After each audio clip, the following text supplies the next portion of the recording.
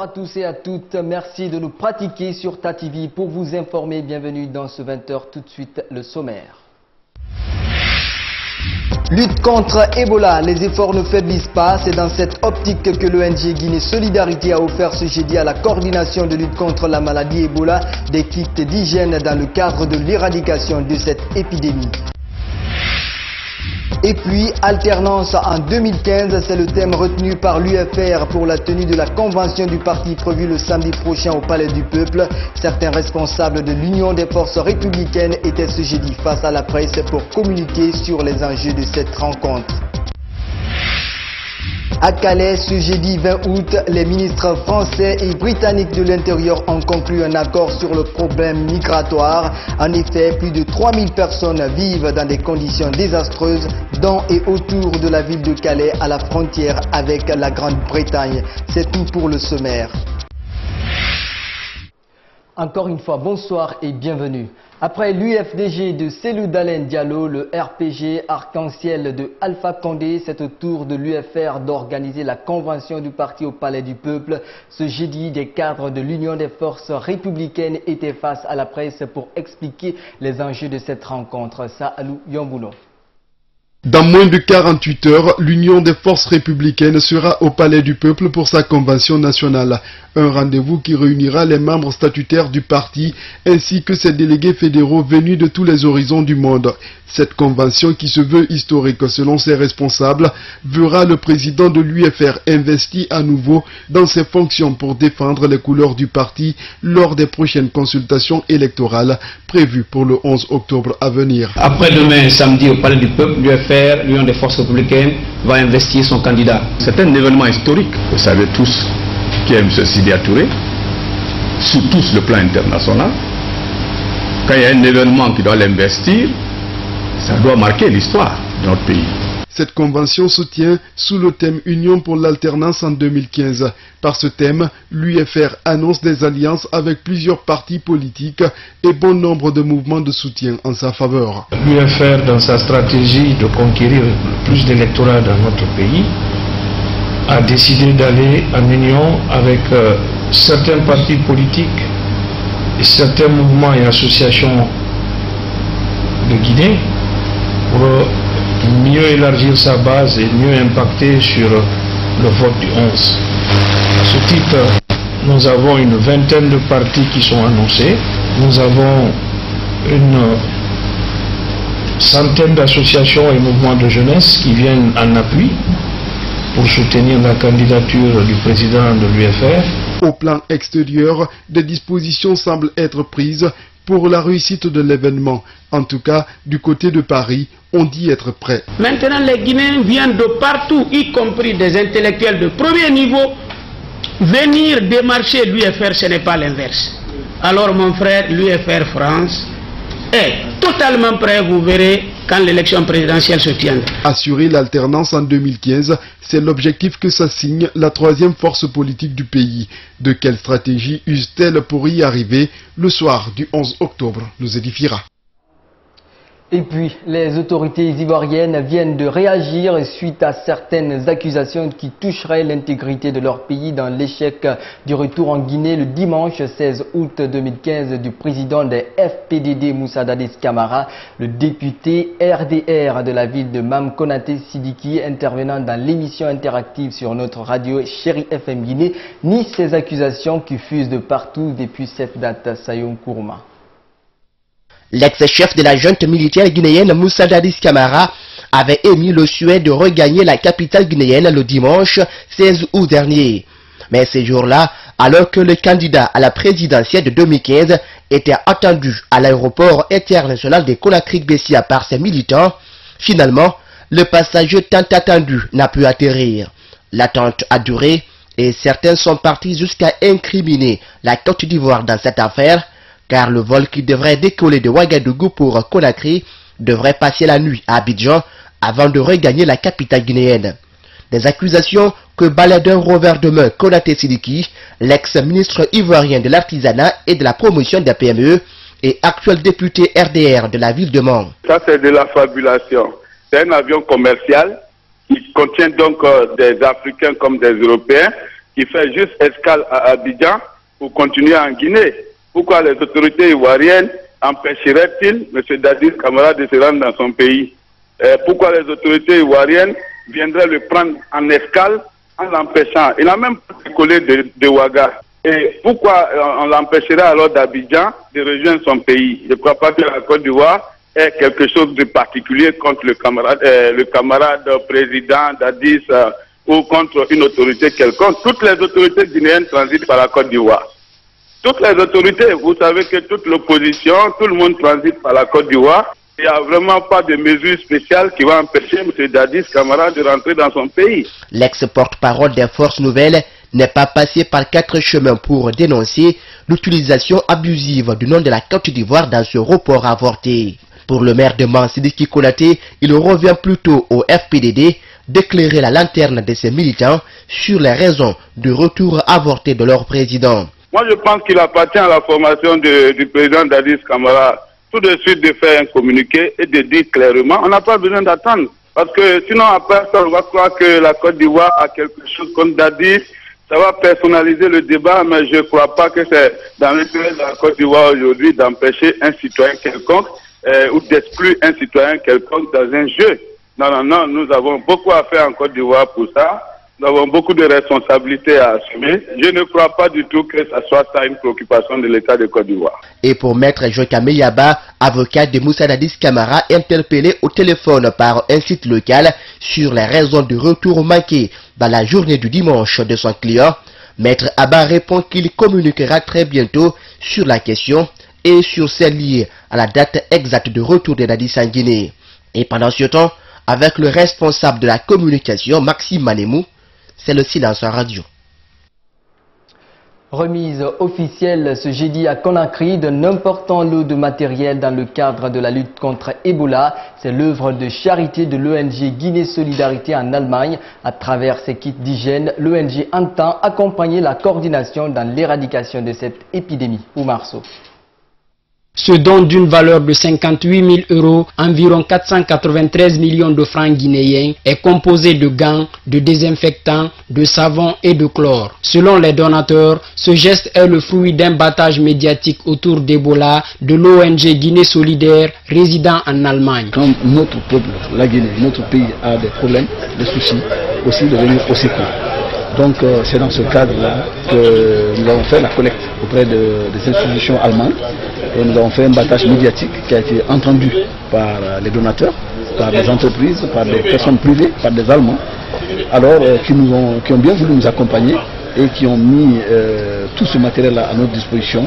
Et nous, à notre tour, notre ONG a remis ça à la Guinée. Cette charité de l'ONG Guinée Solidaire vient soulager les efforts du gouvernement guinéen et ses partenaires dans la lutte contre l'épidémie à virus Ebola. Je voudrais saisir cette occasion pour remercier vivement la donatrice pour ce geste, combien de fois humanitaire. Quant à la coordination nationale de lutte contre Ebola, je voudrais vous féliciter des efforts fort appréciables que nous enregistrons ce jour dans la lutte contre Ebola. Je vous encourage à redoubler la même ardeur afin de boucler Ebola hors de nos peuples. Selon le représentant du coordinateur national de lutte contre Ebola, tous les Guinéens de l'intérieur comme à l'extérieur doivent accompagner la coordination pour le maintien et le renforcement de ces structures de riposte et de prise en charge des malades. La coordination nationale de lutte contre Ebola ne peut que remercier cette ONG et encourager tous les fils de la Guinée en Allemagne et à travers le monde qui pensent à sauver leur pays. C'est donc constituer le titre de protection donc pour nos soldats de première ligne, les agents de santé, mais aussi de kit d'hygiène pour nous, les populations. C'est donc bien le donc à point nommé au moment où la coordination nationale peut déclarer aujourd'hui que l'épidémie est stagnante mais vers le bas. Cela fait maintenant 17 mois que la Guinée fait face à cette épidémie qui a entraîné la mort de 2074 de nos compatriotes, dont 114 agents de santé. C'est la pire épidémie jamais enregistrée en République de Guinée. Et puis, selon des informations de la correspondante de BBC en Guinée, 45 personnes contacts sous surveillance de l'OMS auraient disparu ce mercredi à Conakry. Des contacts qui auraient contracté le virus Ebola par le biais des parents proches il y a 6 semaines. Une information qui a poussé le coordinateur national de lutte contre la maladie à donner des explications claires sur ce sujet. Dr Sakoba Keita est au micro de Alcédi Diallo. Concernant cette information, je crois que ça a été une lecture d'une communication de la situation. Comme vous savez, ils ne sont pas professionnels de santé.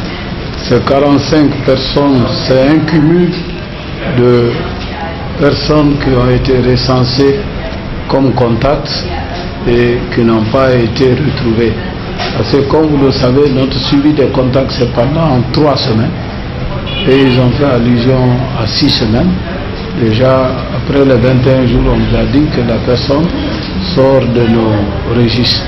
Donc, c'était dans l'exercice de faire le cumul, d'être honnête envers tous ces contacts, qui déjà, à notre yeux, ne constituent plus un risque de contamination, car le délai d'incubation étant déjà dépassé.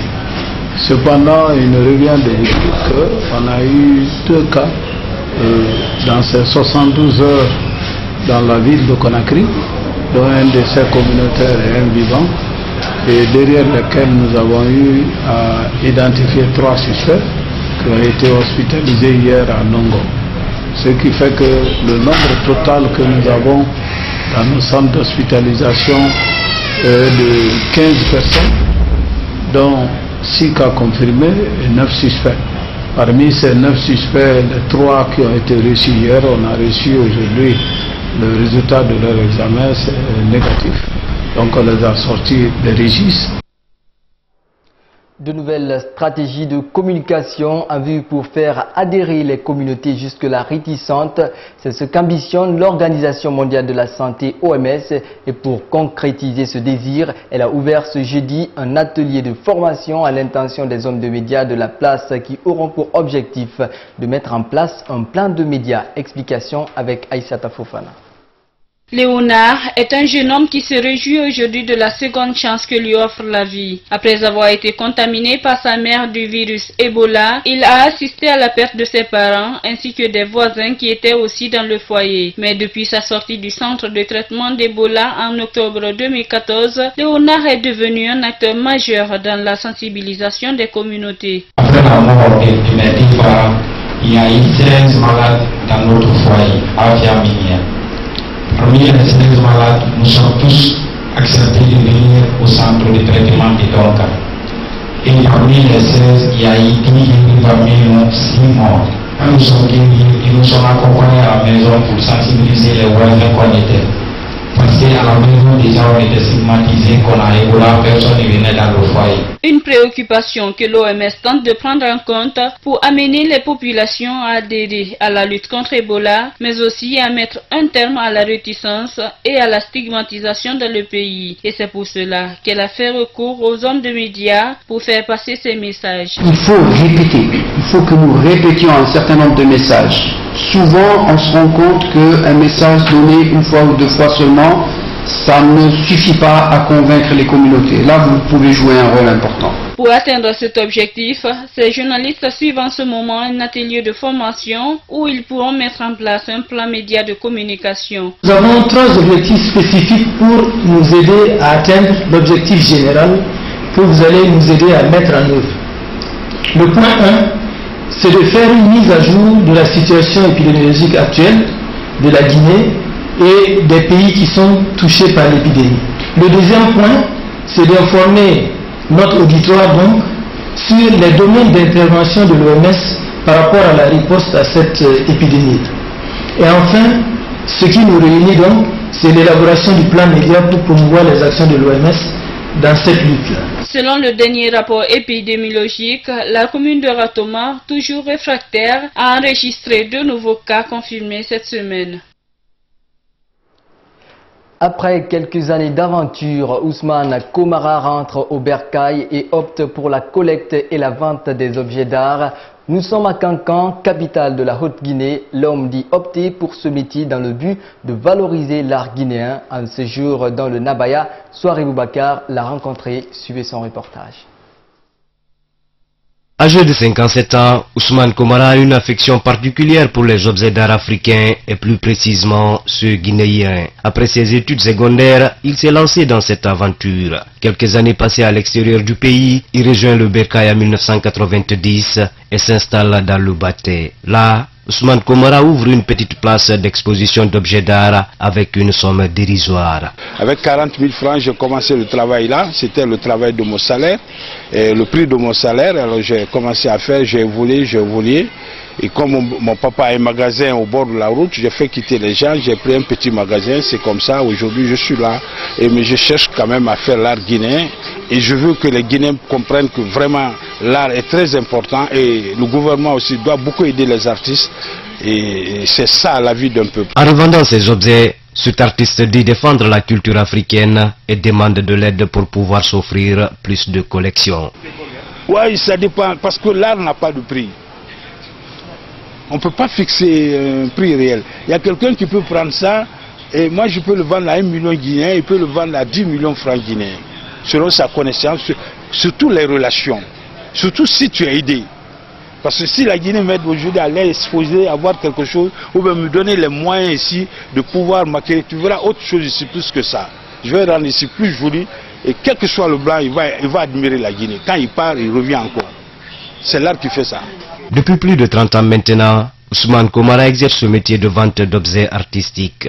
Tous les jours, dès 6 heures du matin, il s'attelle au travail et nettoie affectueusement ses produits qu'il ne fabrique pas lui-même, mais fait office de finisseur. Ouais, je ne peux pas dire que c'est moi-même qui les fabrique tous, parce que tout le monde connaît ce travail-là, c'est une chaîne. Alors moi je suis un finisseur, j'ai des frères qui font la conception et moi je finis aussi, je parachève l'œuvre.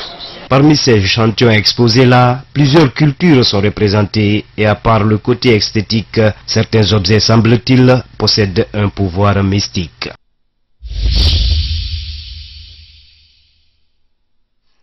Ailleurs dans le monde, précisément en France, Jean-Marie Le Pen va-t-il rester membre du Front National? Il était ce jeudi au siège du FN après sa convocation devant le bureau exécutif du parti qu'il a contribué à fonder. Il pourrait être exclu après ses propos choquants sur les chambres à gaz. Jean-Marie Le Pen a quitté les lieux visiblement souriant. Le bureau exécutif a terminé sa réunion, mais pour l'instant, rien ne filtre. Suivez. Cette fois-ci, Jean-Marie Le Pen a décidé de se rendre au bureau exécutif pour, dit-il, administrer une leçon et non en recevoir une. Le président d'honneur du Front National semble donc déterminé à ne pas se laisser faire. Pour cela, il a même demandé à ce que la réunion soit ouverte aux médias. Jean-Marie Le Pen est aujourd'hui devenu une épine dans le pied du parti d'extrême droite. Oui, il nous emmerde, bien sûr, oui. Ça vous a échappé? Non. S'il ne regrette pas les propos qu'il a tenus sur les chambres à gaz, sur le gouvernement de Vichy, il ne travaille avec nous parce qu'on est en opposition frontale, si j'ose dire, sur des questions essentielles d'histoire, de civilisation, de société. Sur les chambres à gaz notamment, Jean-Marie Le Pen les qualifie à plusieurs reprises de détails de l'histoire, de quoi mettre le feu aux poudres. Sa fille Marine Le Pen, présidente du Front National, parle alors de foot politique et s'oppose à l'investiture de son père comme tête de liste aux élections régionales. Pendant plusieurs jours, le père et la fille se renvoient la balle. Marine Le Pen finit par convoquer le fondateur du parti devant le bureau exécutif du Front National, convocation à laquelle il ne se rend pas. Le parti annonce alors la suspension de son statut d'adhérent, décision annulée par la justice. Puis Marine Le Pen décide de consulter les adhérents du parti pour cette fois-ci supprimer le poste de président d'honneur. Là encore, la justice annule le vote. Ce jeudi, lors du bureau politique, Jean-Marie Le Pen devrait être fixé sur son sort. Chaque jour, des centaines de personnes tentent de rejoindre la Grande-Bretagne depuis la France et que l'on appelle des migrants. Après les critiques réciproques, la France et la Grande-Bretagne viennent de signer un accord de coopération. À Calais, le ministre de l'Intérieur Bernard Cazeneuve et son homologue Theresa May ont fait une série d'annonces, un centre de commandement commun, davantage de caméras, de policiers britanniques en France, mais aussi un meilleur accueil des migrants. Suivez. Les ministres de l'Intérieur, français et britanniques, face aux caméras de vidéosurveillance. Theresa May et Bernard Cazeneuve visitent la salle de contrôle de sécurité du site Eurotunnel. Ensemble, ils sont venus le dire, pas de passage possible entre les deux pays, car depuis quelques mois, de plus en plus de migrants affluent à la frontière. Depuis début juin, 9 d'entre eux y ont perdu la vie. Les deux ministres ont ensuite rencontré les forces de l'ordre des deux pays et saluent leurs efforts. Nous avons réussi, grâce à une excellente coopération entre les forces britanniques et les forces françaises, grâce à ces moyens supplémentaires, à diminuer considérablement le nombre d'intrusions puisqu'elles ont été divisées par 10 au cours des dernières semaines. Le duo signe ensuite un accord. Il s'agit d'un nouveau plan axé sur la sécurité à l'entrée du tunnel, comprenant un volet humanitaire. Jusqu'à présent, l'essentiel de l'effort portait sur l'aspect répressif. Aujourd'hui, la Grande-Bretagne s'engage à financer 10 millions d'euros sur 2 ans pour les migrants les plus vulnérables. La France est responsable de ceux qui demandent l'asile sur son sol. Mais nous reconnaissons la particularité de Calais, qui est le port le plus proche de la Grande-Bretagne. Nous avons accepté aujourd'hui d'apporter à la France plus d'expertise, de moyens et une aide financière supplémentaire. Une nouvelle salle de contrôle va être créée et des équipes supplémentaires de fouilles du fret seront déployées 24 heures sur 24 et 7 jours sur 7. Enfin, une équipe conjointe sera mise en place pour éloigner les migrants illégaux, avec une contribution financière du gouvernement britannique pour mettre en œuvre les vols retour. Et pendant ce temps, des centaines de migrants arrivent toujours en Grèce. Chaque jour, Athènes commence à prendre en charge des réfugiés syriens. Un ferry transportant un peu plus de 1400 personnes est arrivé à Athènes en provenance de Kos. Beaucoup ont fui la guerre et les conditions de vie dramatiques. Parmi elles, Vian Barker, une Kurde syrienne de 21 ans. Suivez. Ils étaient bloqués depuis plusieurs jours sur les îles de Kos, Kalymnos ou Léros. Pris en charge par les autorités grecques, ces réfugiés ont débarqué jeudi à Athènes. Vian Baker, 21 ans, a fui la Syrie il y a 15 jours avec son père et sa sœur. Sa mère est restée derrière. Je suis énervée et heureuse en même temps. Je suis énervée contre le gouvernement grec et heureuse d'avoir réussi à fuir la guerre. Mais c'est comme ça que vous nous traitez ? La jeune femme a passé plusieurs jours sur l'île de Léros. Elle dénonce les conditions dans lesquelles elle a dû vivre. C'est vraiment de la merde en fait. Nous avons dormi dans la rue, nous n'avions pas de couverture, nous n'avions rien, même pas d'eau. Je ne sais pas quoi vous dire. Nous avons dû mendier pour avoir de l'eau, de la nourriture. Pour la Syrienne, son voyage vers l'Europe était devenu la seule solution. Nous ne pouvions plus vivre là-bas à cause des bombes, de la guerre. Vous savez, il y a une guerre en Syrie. Mon université était aussi devenue dangereuse, donc nous sommes partis. Vian Baker espère maintenant rejoindre le nord de l'Europe pour reprendre ses études. Une image de montagne à présent. En été, certains préfèrent aller à la plage. Lui préfère les glaciers. Le Suisse Andreas Stendl vient de battre un record dans les Alpes. Gravir 5 sommets de 4000 mètres, le tout en 7h45. Suivez. Perché sur la cime des montagnes, cet alpiniste suisse bat son propre record. Andreas Stendl, 26 ans, parcourt plus de 30 km de la ville de Zermatt à celle de Saas-Fee. 5 sommets de 4000 mètres chacun s'érigent face à lui. Il les escalade en à peine 7h45 minutes et 44 secondes. Un exploit filmé, les images donnent le vertige. Je travaille comme guide montagne. C'est presque chaque jour dans l'été, tu es dans les montagnes. Et c'est un peu un jardin de jeu pour moi. Un terrain de jeu où Andreas Stendl grandit. À peine 14 ans, il escaladait déjà le sommet de Matterhorn, plus de 4000 mètres d'ascension. C'est la fin de cette édition d'information. Merci à tous de l'avoir suivi. L'information continue sur TATV.